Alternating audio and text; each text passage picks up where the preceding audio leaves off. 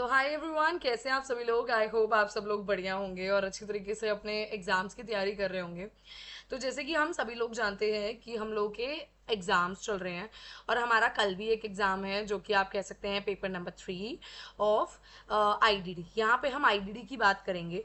यहाँ पे कुछ असेसमेंट टूल्स वगैरह इस्तेमाल करेंगे, assessment of children with developmental disorders, ठीक है, या फिर डिसेबिलिटी आप कह सकते हैं। पेपर नंबर 3 आईडीडी का मैंने यहाँ पे इंपॉर्टेंट क्वेश्चंस जो है रिप्रेजेंट किए हैं। और जो अगला पेपर है जो कि पेपर 4 है जिसमें आपका कॉमन एग्जाम है, उसके भी बहुत जल्दी इंपॉर्टेंट क्वेश्चंस या फिर प्रीवियस ईयर क्वेश्चंस पेपर जो है हम वो लेके आएंगे, ठीक है। तो ये वाली जो वीडियो रहेगी वो पार्ट 1 रहेगी, इसके बाद पार्ट 2 भी डलेगा और रात तक वो डल जाएगा। तो आप प्लीज़ वेट कीजिए और देखिए, काफ़ी सारे इंपॉर्टेंट क्वेश्चंस जो हैं वो इस पर्टिकुलर वीडियो में आपको मिलेंगे। अगर आपने मेरे टेलीग्राम चैनल को ज्वाइन नहीं किया तो आप जाके ज्वाइन कर सकते हो। वहाँ पे इस पूरी पीडीएफ जो है, पूरा पीडीएफ जितना भी मुझे मोस्ट इंपॉर्टेंट क्वेश्चंस है वो सारे क्वेश्चंस आपको मिल जाएंगे। अगर बाय चांस वीडियो नहीं आ पाई तो आप वो सारे क्वेश्चंस जो है वो इजीली देख लेंगे। जो ज़्यादातर फ्रीक्वेंटली रिपीटेड क्वेश्चंस हैं वो मैंने लिखे हैं, उसके नोट्स बनाए, और वो भी बायलिंगुअल लैंग्वेज में। बायलिंगुअल यानी कि हिंदी और इंग्लिश दोनों में मिल जाएंगे। यूट्यूब चैनल मेरा सब्सक्राइब कर सकते हो, विच वुड भी विशेष शिक्षा, जहाँ पे आप मेरी ये वीडियो देख रहे हैं। जीमेल मेरा ये रहा। तो जल्दी से करते हैं आज की वीडियो स्टार्ट क्विकली। देखिए, सबसे पहला जो हम यूनिट 1 देखते हैं ना, उसके अंदर असेसमेंट तो ज़रूर आता है, असेसमेंट आ जाता है, ठीक है। तो काफ़ी सारी चीज़ें इसके अंदर हम पढ़ेंगे। तो असेसमेंट मेन चीज़ है जो कि क्वेश्चन यूनिट 1 से तो ज़्यादातर क्वेश्चन आते ही आते हैं। तो असेसमेंट होता क्या है पहले हम देखते हैं। अगर मैं किसी भी असेसमेंट करना चाहती हूँ एक बच्चे का जो कि स्पेशल नीड का है, तो बहुत ज़्यादा ना ये इम्पॉर्टेंट पार्ट होता है एजुकेशन का और उसके विकास, उस बच्चे के विकास के लिए भी, ठीक है, उसके अकेडमिकली भी और उसके विकास के लिए भी। ये जो है वो सिस्टमैटिकली गैदरिंग होती है। क्या होता है, अब बिल्कुल अच्छी तरीके से लिखेंगे। असेसमेंट होता क्या है, it is a systematically gathering, यानी कि हम इकट्ठा करते हैं, गैदर यानी कि इकट्ठा करना, एनालाइज उसको ध्यान से एनालाइज करना और उसी इंफॉर्मेशन को यूज़ करना, ठीक है, कि बच्चे की कितनी एबिलिटी है, क्या उसकी क्षमता है, क्या उसकी लर्निंग नीड है और क्या उसके प्रोग्रेस है। तो यहाँ पे मैंने हिंदी में भी सारी चीज़ें लिखी हैं कि उसकी क्या क्षमताएं हैं, सीखने की क्या क्या ज़रूरतें हैं और प्रगति के बारे में क्या व्यवसायिक रूप से वो जानकारी एकत्रित करना, बेसिकली हमारा क्या हो जाता है, असेसमेंट हो जाता है, ठीक है, मूल्यांकन हो जाता है। अब यहाँ पे उन्होंने बताया कि पर्पस क्या होता है हमारा, ज़रूरत क्या है। तो देखो, इसको ना मैं जल्दी जल्दी लेके चलूंगी, मैं सारी चीज़ें नहीं समझाऊंगी, मेन मेन चीज़ें गैदर करेंगे क्योंकि आप लोगों ने असेसमेंट पढ़ रखा है और आपके प्रैक्टिकल लाइफ में भी बहुत काम आएगा और कहीं ना कहीं एग्जाम में तो बहुत ही इंपॉर्टेंट है असेसमेंट।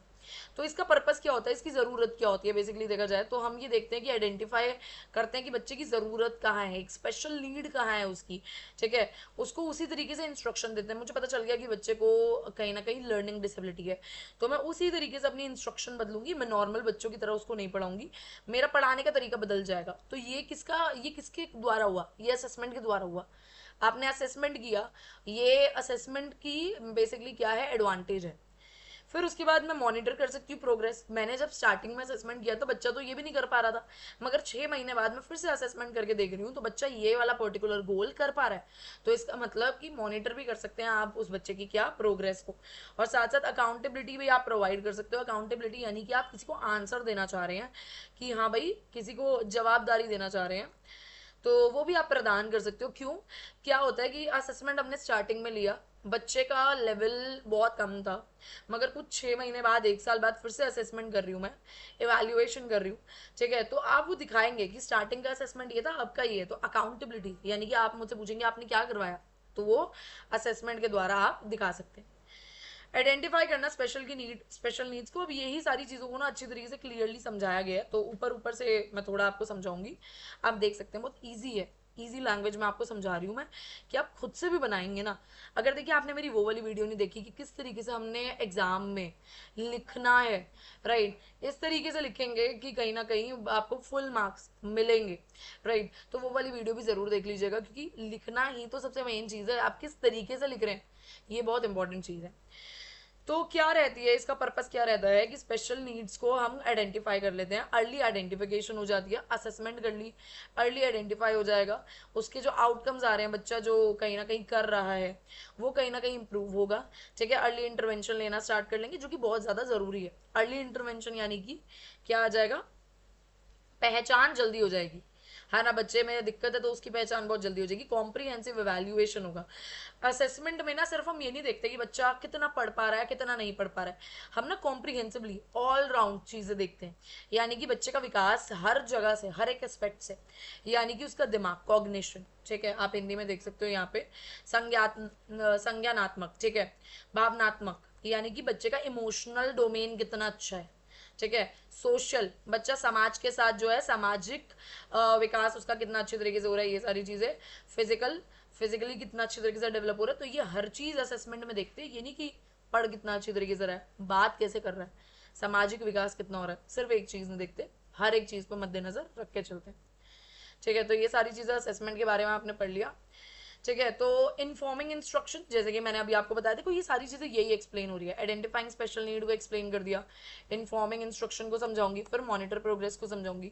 इन्फॉर्मिंग इंस्ट्रक्शन यानी कि हम एक आईपी बना लेते हैं, मुझे पता चल गया है कि बच्चे को कहीं ना कहीं जरूरत है, एक अलग अटेंशन की रिक्वायरमेंट है, उसको नीड, उसकी जरूरतें अलग है, ठीक है। तो उसी के लिए मैं क्या करती हूँ, अपने स्ट्रैटेजीज, उसके लिए गोल, ठीक है, जो आवश्यक लक्ष्य हैं, ठीक है, और जो स्ट्रैटेजीज हैं, सारी चीज़ों को मैं अकमेंडेट कर देती हूँ। अकमेंडेट यानी कि जो चेंजेस कर सकती हूँ मैं उसमें, वो कर सकती हूँ। इंस्ट्रक्शनल स्ट्रैटेजीज यानी कि किस तरीके से मैं बच्चे को पढ़ा रही हूँ, क्या स्ट्रैटेजी है मेरी पढ़ाने की, ठीक है, क्या मेथड्स और टीचिंग मेथड्स हैं जिससे मैं पढ़ा रही हूँ, वो इफेक्टिव बन जाएंगे और अच्छी तरीके से बच्चे को समझ में आएगा, बच्चे के लर्निंग स्टाइल के अकॉर्डिंग करूंगी मैं। और बच्चे का क्या लर्न करने का पेस है, पेस यानी कि कितनी तेजी से, क्या उसकी गति है, उसको भी हम थोड़ा ध्यान देंगे, और वो भी उस चीज को फोकस करते हुए हम अपनी इंस्ट्रक्शंस या फिर टीचिंग मेथड्स, स्ट्रैटेजी बनाएंगे। प्रोग्रेस को मॉनिटर करने में हेल्प करता है हमारा क्या, असेसमेंट। देखो ऑन गोइंग असेसमेंट रहती है, ये रेगुलर असेसमेंट है, ये नहीं कि मैंने एक बार स्टार्टिंग में असेसमेंट कर दी छोड़ दिया, एक साल बाद फिर से असेसमेंट करूंगी, क्योंकि मैंने एक आईपी गोल बनाया था, उसके अंदर मैंने बहुत सारे गोल्स लिखे थे, क्या वो गोल्स पूरे हुए कि नहीं हुए, पूरे होने के बाद एक और बार ये असेसमेंट होता है।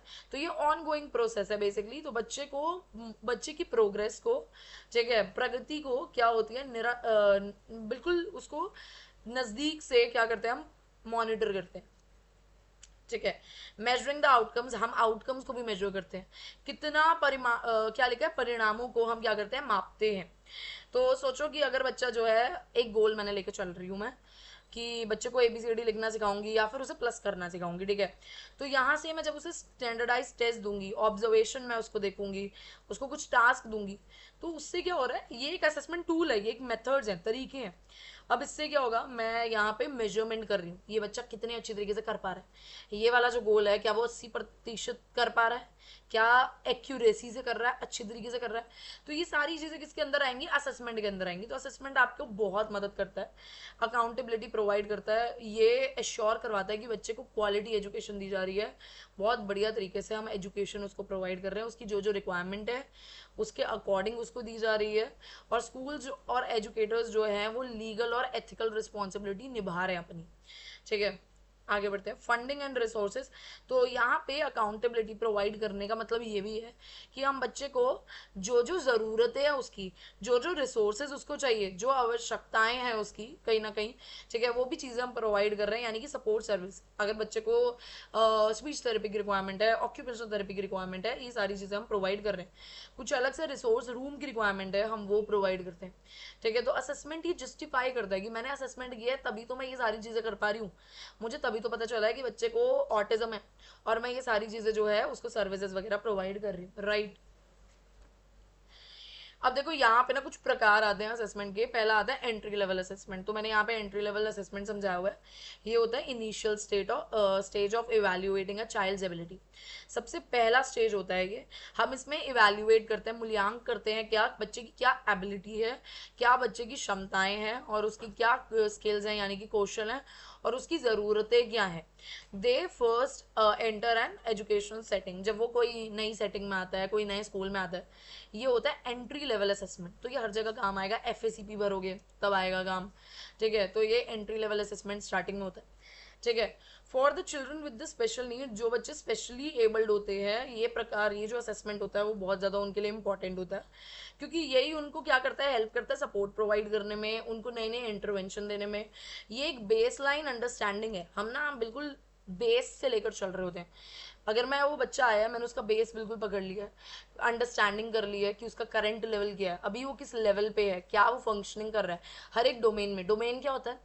डोमेन आपने पढ़ा होगा, यहाँ पे आपके पास डोमेन आ जाते हैं सोशल, पर्सनल यानी कि सामाजिक, पर्सनल, इमोशनल भावनात्मक, अकेडमिकल, ये सारे जो होते हैं वो डोमेन होते हैं। हर जगह पे आप देखेंगे इसका लेवल क्या है, इसका करंट लेवल क्या है, ठीक है, उसका स्तर क्या है, वर्तमान स्तर क्या है, ठीक है। फिर उसके बाद हम उसी बच्चे की जो भी यूनिक नीड्स होती हैं, यानी कि जो भी उसके क्या होते हैं, ज़रूरतें होती हैं, ठीक है, उस पर हम ध्यान देके कहीं ना कहीं असेसमेंट करके गोल डिसाइड करते हैं। ईजी है काफ़ी ज़्यादा। क्या पर्पस होता है? बेस लाइन इस्टेब्लिशमेंट है ये। क्या इसका पर्पस क्या है बेसिकली? कि ये बेस लाइन इस्टेब्लिशमेंट हो जाता है, हम बेस से लेकर चल रहे होते हैं, स्टार्टिंग पॉइंट बच्चे का पकड़ लेते हैं और उसके जो भी उसको ज़रूरतें होती है उसको वही चीज़, वही गोल्स वगैरह जो है वो प्रोवाइड कराते हैं। बच्चे की नीड्स को आइडेंटिफाई करना हमारा ये मकसद रहता है एंट्री लेवल असेसमेंट में। हम देखते हैं कि बच्चे की क्या क्या ज़रूरतें हैं, किस एरिया में बच्चा जो है वो कम है, ठीक है, जिसमें हमें बढ़ना चाहिए आगे, ठीक है। बच्चे का डेवलपमेंट करते हैं क्या? इंडिविजुअलाइज प्लान का। अब तुम असेसमेंट करोगे, गोल तो डिसाइड करोगे, बच्चे के लिए एक अलग सा प्लान बनाओगे, ठीक है। प्लेसमेंट डिसीजन होती है हमारी कि कौन सा जो है, क्या क्या इसको सपोर्ट सर्विसेज प्रोवाइड करनी है, ठीक है, या फिर कौन सा इसके लिए सबसे बढ़िया एजुकेशनल सेटिंग रहेगी। अगर बच्चा सीवियर केस का है, ठीक है, तो ये बच्चा जो है वो स्पेशल स्कूल में जाएगा, मॉडरेट है, माइल्ड है, तो ये नॉर्मल स्कूल में जाएगा। पेरेंटल इंसाइट मिल जाती है हमें। क्या मकसद रहता है हमारा एंट्री लेवल असेसमेंट करने का? कि पेरेंट को भी हम एंगेज करके रखते हैं, उन सबसे हम क्या लेके रखते हैं, बैकग्राउंड डाटा या फिर इन्फॉर्मेशन लेके चलते हैं, उनको बुलाते हैं, उनको एंगेज करके रखते हैं, उनसे पूछते हैं, केस हिस्ट्री लेते हैं, ठीक है। तो ये बेस लाइन है ना, ये एंट्री लेवल है। मुझे बच्चे के बारे में कुछ नहीं पता, अब मैं उसे असेस कर रही हूँ, तो उसके पेरेंट्स को बुलाऊंगी, उनसे पूछूंगी क्या ये चीज़ करता है, मेरे सामने तो इसने नहीं कही, है ना। क्योंकि अगर वो मेरे साथ 6-7 महीने से रह रहा होता तो मुझे उसके बारे में हर एक चीज़ पता चल जाती।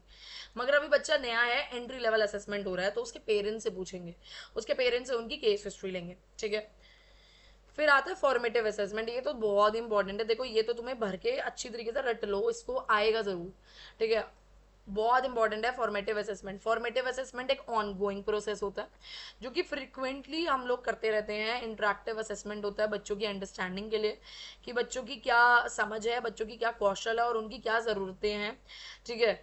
जो बच्चे होते हैं स्पेशल नीड के, फॉर्मेटिव असेसमेंट जो होता है उनके लिए बहुत ज़्यादा इंपॉर्टेंट होता है, क्योंकि कॉन्टिन्यूस फीडबैक हम लोग ना टीचर्स को भी देते रहते हैं, उनके पेरेंट्स को भी देते रहते हैं, उनसे टीचिंग स्ट्रैटेजी बढ़िया रहती है। अब जैसे सोचो कि मैं असेसमेंट कर रही हूँ, मैं एक बिहेवियरल असेसमेंट लेके चल रही हूँ, इमोशनल असेसमेंट डोमेन है मेरा इमोशनल का।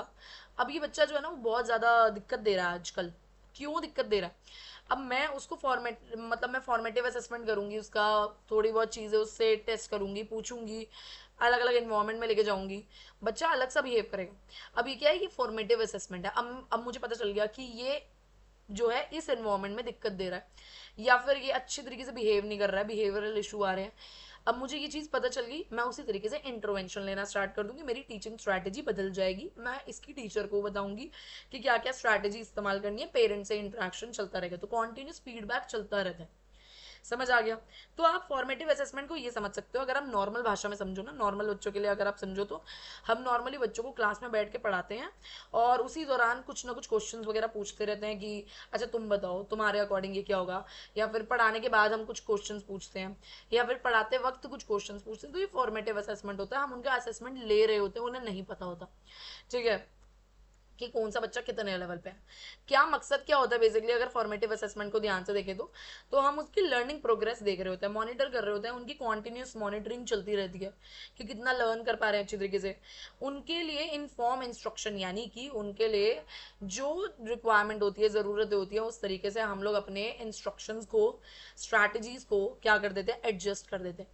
अब ये जो होता है वो कहीं ना कहीं बच्चे को एंगेज भी करता है। ये तो एक ऐसा असेसमेंट है जिससे मैं बच्चे को खड़ा कर रही हूँ, बच्चे से क्वेश्चंस पूछ रही हूँ, ठीक है, या फिर क्लैपिंग वगैरह करवा रही हूँ बच्चे के लिए, तो रीइंफोर्समेंट भी हो रहा है साथ साथ। तो ये खुद में एक लर्निंग प्रोसेस है, ठीक है, जहाँ पे क्या होता है बच्चा जो है एंगेज हो जाता है, ठीक है। अब मैं ऑब्वियस ही बात है, अगर एक बहुत सारे बच्चे बैठे हुए हैं और मैं सिर्फ पढ़ाए जा रही हूँ, आधे बच्चे सो रहे होंगे, आधे बच्चे कहीं और सोच रहे होंगे, ठीक है। अब फॉर्मेटिव असेसमेंट जब मैं करूँगी तो बच्चे का एंगेजमेंट आएगा, मैं पूछूंगी, मैं नाम लेके खड़ा करवाऊंगी बच्चों को, तो वो एंगेज हो जाएंगे, वो थोड़े एक्टिव हो जाएंगे, वो सुनना स्टार्ट करेंगे। ये क्या करता है, सेल्फ रेगुलेशन को प्रमोट करता है, ठीक है, कि ये रेगुलेट सेल्फ रेगुलेशन को प्रमोट करेगा, कि ये बच्चा जो है वो सेल्फ रेगुलेशन स्किल जो है वो कहीं ना कहीं डेवलप करता है। वो देखता है कि how to assess their own work, वो अपने आप को चेक करने लग जाता है कि मैं आंसर नहीं दे पाया या मैं क्या सही कर पा रहा हूँ, ठीक है। गोल्स वगैरह सेट हो जाते हैं इंप्रूवमेंट के लिए। ये किस चीज, क्या मकसद है फॉर्मेटिव असेसमेंट का, कि हम कम्युनिकेशन को फैसिलिटेट कर सकें, बेटर कम्युनिकेशन बन जाए हमारी टीचर्स, स्टूडेंट, पेरेंट्स वगैरह के साथ, कि बच्चे का क्या प्रोग्रेस चल रहा है। अगर मैं रेगुलर बेसिस पे असेसमेंट लेती रहूंगी, फॉर्मेटिव असेसमेंट मेरा ऑन गोइंग चलता जा रहा है, तो कभी भी पेरेंट्स आएंगे, टीचर्स आएंगे, तो दे विल आस्क मी कि कैसा चल रहा है बच्चा। तो उनके साथ एक बेटर कम्युनिकेशन होगी और मैं बताऊंगी कि आज इस तरीके से मैंने उसका असेसमेंट वगैरह लिया, मैंने उससे 2-4 क्वेश्चन पूछे and he did very well, ठीक है। तो ये सारी चीज़ें जो होती हैं वो हम रचनात्मक मूल्यांकन में करते हैं, ठीक है। ये उद्देश्य थे उसके।